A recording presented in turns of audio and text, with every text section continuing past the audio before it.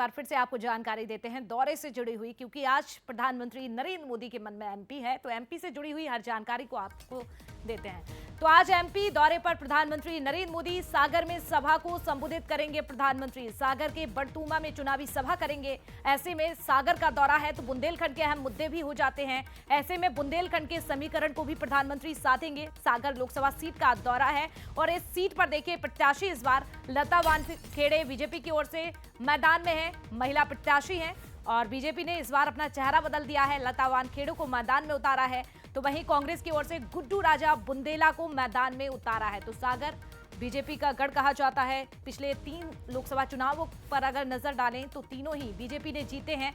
हालांकि इस बार चेहरा बदल दिया है, महिला प्रत्याशी पर बीजेपी ने भरोसा किया है और मैदान में उतारा है। ये देखिए दोनों ही तस्वीरें आप, लता वानखेड़े बीजेपी की ओर से मैदान में है तो उनके सामने गुड्डू राजा बुंदेला कांग्रेस की ओर से। तो 3 लोकसभा लगातार बीजेपी यहां से जीतती आ रही है। तो इस बार का चुनाव भी दिलचस्प है कि आखिर इस बार कौन सी पार्टी यहां से जीत हासिल करती है। अगर पिछले चुनाव को देखा जाए तो बीजेपी ने यहां से राज बहादुर सिंह को प्रत्याशी बनाया था, जबकि कांग्रेस की तरफ से प्रभु सिंह ठाकुर मैदान में थे। लेकिन इस बार दोनों ही चेहरे बदल चुके हैं। बीजेपी ने भी अपना चेहरा बदला, कांग्रेस ने भी अपना चेहरा बदला।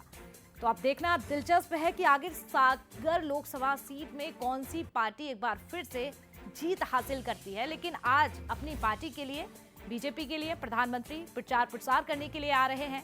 सागर का आज दौरा है, सागर के बड़तूमा में चुनावी सभा करेंगे।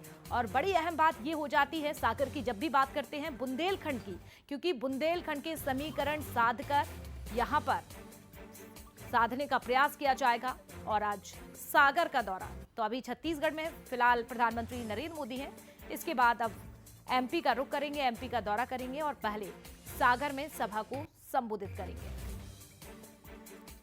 तो स्टार प्रचारकों का दौर लगातार जारी है, क्योंकि देखिए अब तारीख बहुत ही नजदीक है, दूसरे चरण की तारीख भी नजदीक है। 26 अप्रैल को चुनाव होना है। हालांकि दूसरे चरण में सागर में चुनाव नहीं है, लेकिन उससे पहले यहां पर बुंदेलखंड को साधने की कोशिश की जा रही है, क्योंकि बुंदेलखंड में ही खजुराहो लोकसभा सीट आती है, टीकमगढ़ सीट आती है। यहां से बाकी सीटों को साधने का प्रयास किया जाएगा और एक मैसेज देने का भी प्रयास बीजेपी की ओर से। तो इससे पहले दमोह में लोकसभा, जहां पर दमोह का दौरा किया था और बुंदेलखंड की सीटों को साधने का प्रयास किया था। एक बार फिर से स्टार प्रचारकों का दौर लगातार जारी है और अब प्रयास है बुंदेलखंड को कैसे साधना है।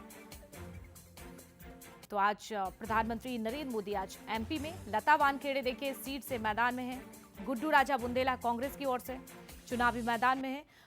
तो देखिए ज्यादातर सागर सीट की हम बात करते हैं तो बीजेपी और कांग्रेस में ही कड़ा मुकाबला देखने को मिलता है। तीसरी पार्टी यहां पर ज्यादा सक्रिय नहीं है। तीसरी पार्टी की बात करें तो बहुजन समाज पार्टी यहां पर तीसरे नंबर पर आती है, लेकिन जो मुकाबला होता है वो बीजेपी और कांग्रेस में ही रहता है। और 3 बार से चुनाव यहां पर बीजेपी जीतती आ रही है और इस बार दोनों ही पार्टियों ने अपनी अपनी ताकत दिखाई है सीट को जीतने के लिए। और चलिए आप सीधे सागर लिए चलते हैं, आपको हमारे सहयोगी भी सागर में मौजूद हैं। क्या तस्वीरें देख पा रहे हैं सुनील जी आप? सागर में बड़ी तैयारियां, क्या अपडेट आपके पास है? चूंकि सभा दोपहर बाद है, हालांकि उसका असर थोड़ा थोड़ा दिखने लगा है, अब थोड़ी हलचल बढ़ी है, लेकिन पार्टी कार्यकर्ता अपनी तैयारियों में हैं। और लेकिन जब थोड़ा सा आगे बढ़ने के पहले मैं इतिहास बता दूं कि कांग्रेस ने यहाँ आखिरी बार जीत का स्वाद 96 में चखा था। 96 के बाद से ही यह सीट भाजपा के कब्जे में है। कमोबेश यही हालत विधानसभा चुनावों में भी है, जहाँ लगातार भाजपा ही काबिज रही है। और बुंदेलखंड क्षेत्र पर मोदी जी का विशेष जोर रहा है और वो लगातार यहाँ दौरे करते रहे हैं और दलित वोटों की साधने की राजनीति के तहत यहाँ संत रविदास का जो मंदिर है उसका भी उन्होंने शिलान्यास किया था। और इस वक्त हम सिविल लाइन चौराहे पर हैं और अलग अलग सोच के लोग हैं यहाँ पर हैं, तो हम क्यों ना उन्हीं से बात करें कि क्या क्या क्या उम्मीद देखते हैं, क्या सपने देखते हैं कि क्या सरकार आएगी और क्या आप लोग उम्मीद रखते हैं? सरकार तो भाजपा की ही आनी है और सागर में तो बाकोबर मिल गया है जी, क्योंकि यहाँ लोकल आदमी ने हिम्मत ही नहीं जुटा पाई कि वो टिकट प्राप्त कर सके जी। वहाँ की उम्मीदें तो बहुत हैं। अब सबसे बड़ी चीज़ युवा बेरोजगारी की समस्या है और सिस्टम में जो करप्शन है। मोदी भले भ्रष्टाचार की बातें कर रहा है तो वो नेताओं भर पे कर रहा है, बाकी जो सिस्टम में दीमक की तरह मौजूद हो गया है, चाहे कोई भी गवर्नमेंट हो, हर डिपार्टमेंट बाबू से लेके अफसर तक सब भ्रष्टाचार से लिप्त है। और आप बता रहे थे कि बुजुर्गों के बारे में भी इस देश में जो इनकम टैक्स पेई है जी उस इनकम टैक्स पेई को एक सहूलियत दी हो। जी, ये इनकम टैक्स पे की बात कर रहे हैं, लेकिन हमारे साथ ग्राम पंचायत से जुड़े हमारे एक साथी भी हैं। आप क्या कहेंगे? ये तो कह रहे हैं कि बहुत सारी असंतुष्टि जता रहे हैं। निस्संदेह विकास हुआ है, इसको नकारा नहीं जा सकता। गांव में पानी की समस्या हल हुई है, आवास व्यवस्था हल हुई है, लेकिन भारत की मुख्य समस्या धार्मिकता नहीं है कि धार्मिक हो जाए देश तो विकास हो गया। आज बेरोजगारी कितनी है, भ्रष्टाचार कितना है, इस पे भी मोदी जी को ध्यान देना चाहिए।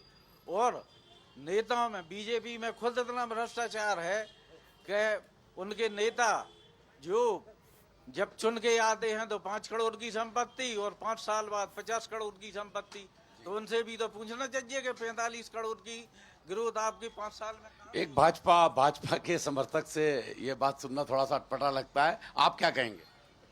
भाई साहब, मैं तो ये कहूँगा हर चीज़ का एक कारण होता है।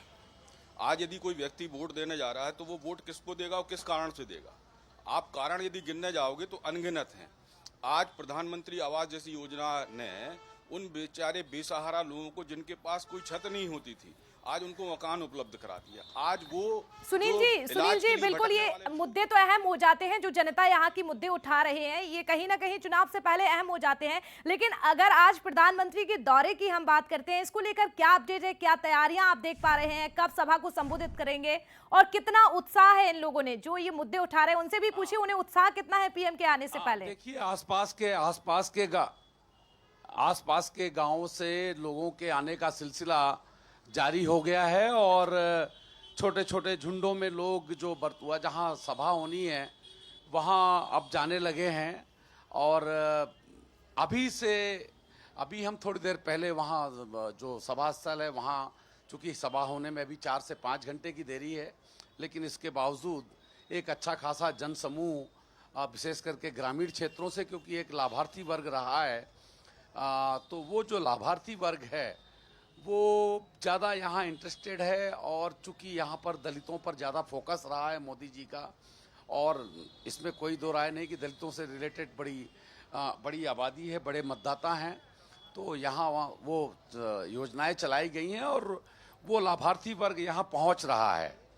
जी साक्षी। बिल्कुल सुनील जी, बहुत धन्यवाद जुड़ने के लिए, जानकारी देने के लिए। अपडेट लगातार आपसे लेंगे। तो देखिए, आज प्रधानमंत्री नरेंद्र मोदी एमपी का दौरा करने वाले हैं। हर तैयारियां आपको दिखा रहे हैं, हर तस्वीर आपको दिखा रहे हैं, क्योंकि महत्वपूर्ण हो जाते हैं ये दौरे चुनाव से पहले कहीं ना कहीं, क्योंकि जनता की आवाज को भी सुना जाता है।